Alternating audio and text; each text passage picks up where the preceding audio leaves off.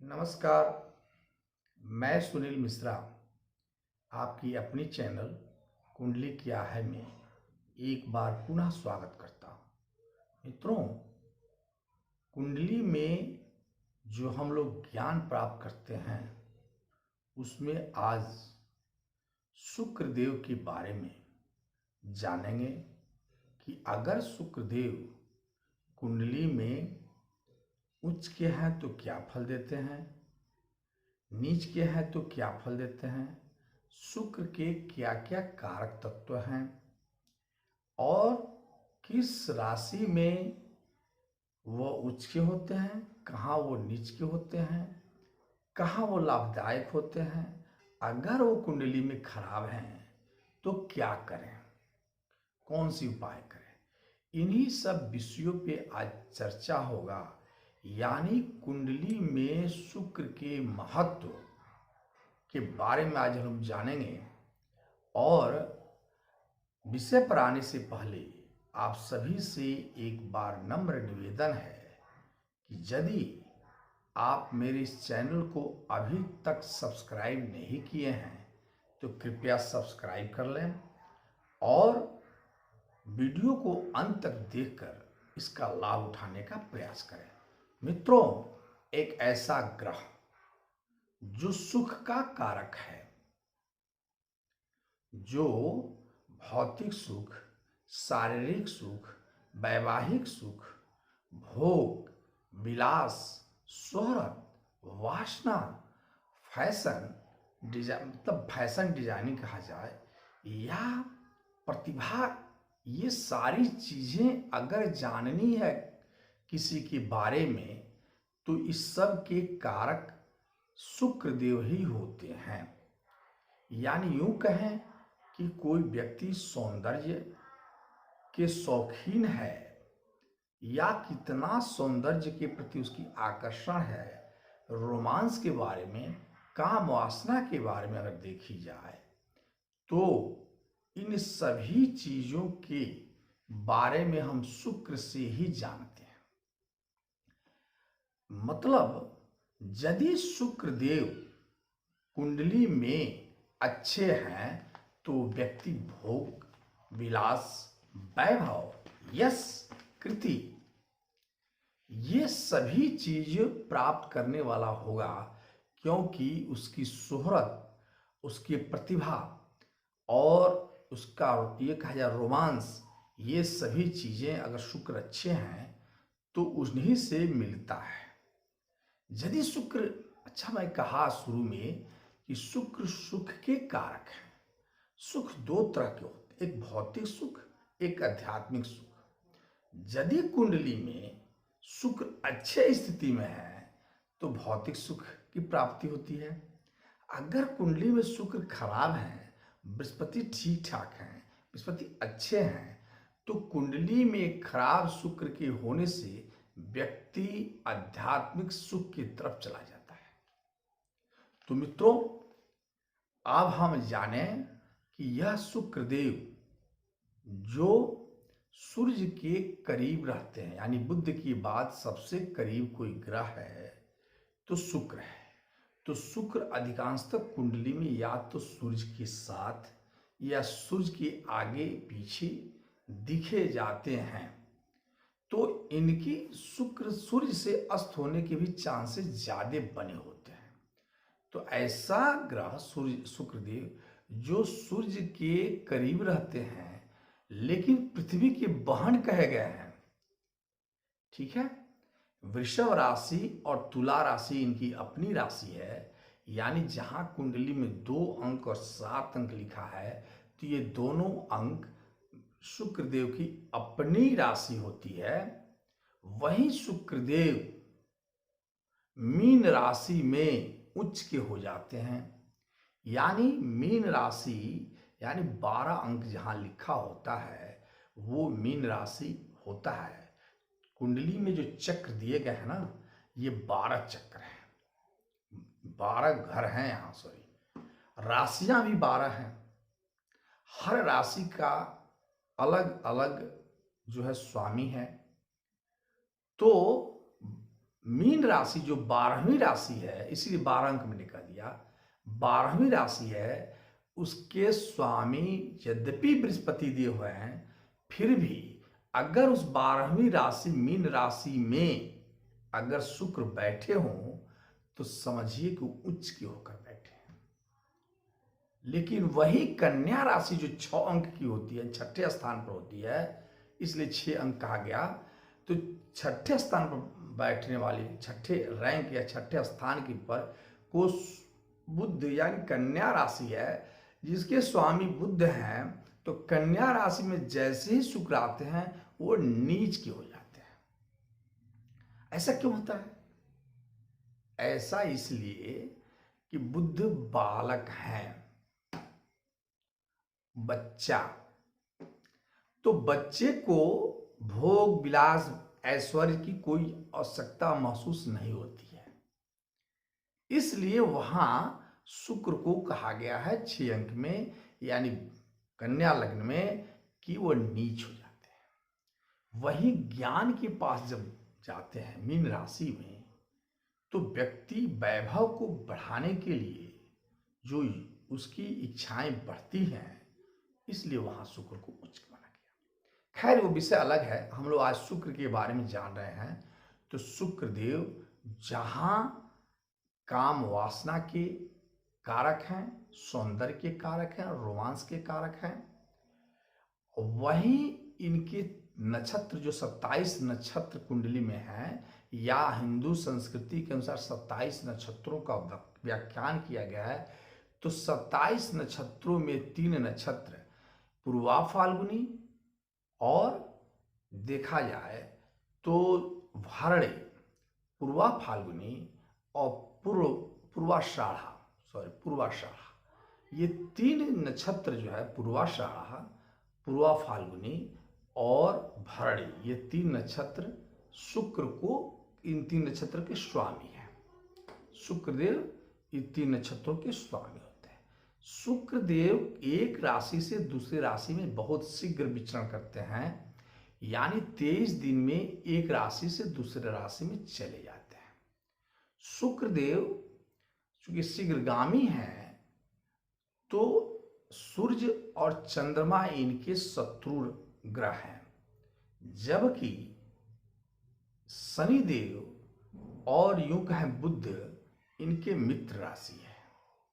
बृहस्पति में यह न तो मित्र माने हैं बृहस्पति को, और नहीं शत्रु, सम माने हैं। तो जहां यह मैंने कहा कि मीन राशि में तो ये उच्च के होते ही हैं, इनकी महादशा 20 साल तक चलती है। किसी की कुंडली में अगर शुक्र की महादशा प्रारंभ हुआ तो 20 साल तक चलेगा।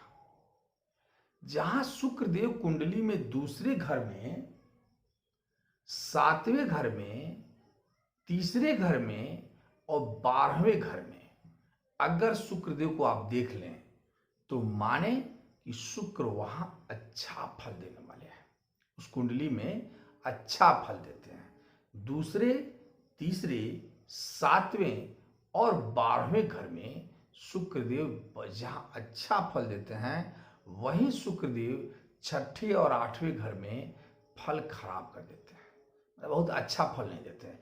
6ठे और 8वें में अगर शुक्रदेव बैठ जाए तो परिणाम अच्छा नहीं, यानी आदमी व्यक्ति भोग सुख वैभव विलासता शोहरत में उसकी कमी दिखती प्रतीत होती है। मित्रों, यदि लग्न में शुक्रदेव दिखते हों तो ये मानकर चलें उस व्यक्ति का रूप रंग बहुत ही अच्छा होगा, आकर्षक व्यक्तित्व वाला होगा, विपरीत लिंगियों से उसका संबंध ज्यादा होगा या मोहब्बत होगा, दूसरों को आकर्षित करने वाला का मृदुभाषी होता है ऐसा व्यक्ति, और कला के क्षेत्र में ये निपुण होते हैं। मजबूत प्रेम प्रसंग इनकी होती है। अगर पति हैं तो पत्नी के पर्याय कहा जाए कि पति और पत्नी के बीच में संबंध अच्छा रहता है, चूंकि रोमांस करने वाले ऐसे लोग होते हैं। तो अगर शुक्र मजबूत हैं तो ये सब चीजें मिलती हैं कुंडली में। अगर आप मजबूत शुक्र को देखते हैं, शुक्र को मजबूत कब देखेंगे? शुक्र या तो दूसरे, तीसरे, 7वें या 12वें घर में बैठे हों, शुक्र या तो अपने वृषभ राशि या तुला राशि में हो, शुक्र या तो अपने मीन राशि में उच्च के होकर बैठे हों, शुक्र पर शुभ ग्रह जैसे बृहस्पति देव और चंद्रमा की दृष्टि हो, शुभ पाप कर्तरी में नहीं शुक्र फंसे हों, शुक्र पर पाप ग्रहों की दृष्टि नहीं पड़ती हो, तो शुक्र अच्छे हो जाते हैं। तो जब शुक्र अच्छे हों तो व्यक्ति के जीवन में भौतिक सुख, शारीरिक सुख, वैवाहिक सुख, भोग विलास, ऐश्वर्य, शोहरत, ये कहा जाए कि कला के क्षेत्र में, प्रतिभा के क्षेत्र में, और ऐसे कहा जाए कि वो हर व्यक्ति को आकर्षित करने वाला व्यक्तित्व वाला होता है। ठीक है। अगर शुक्र मजबूत है तो व्यक्ति के आत्मविश्वास तो बढ़ता ही है किसी काम के लिए। ये यूं कहा जाए काफी लोकप्रिय व्यक्तित्व वाले होते हैं ऐसे लोग। इतना ही नहीं, अगर शुक्र आपके अच्छे हैं तो यूं समझे कि आपका मान सम्मान आपकी प्राप्त होते रहते हैं किसी न किसी तरह से।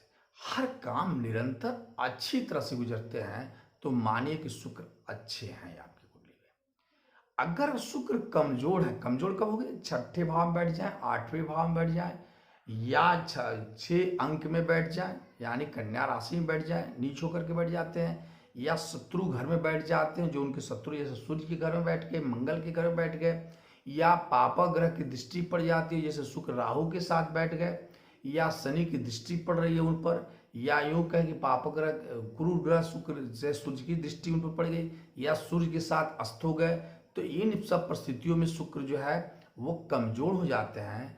और जब कमजोर हो जाएंगे तो परिणाम उल्टा हो जाएगा, यानी वैसे व्यक्ति की न तो भौतिक सुख की प्राप्ति होती है, न ही वैवाहिक सुख मिलता है, बल्कि एक तरह से कहा जाए दाम्पत्य सुख में भी कमी होती हुई दिखती है।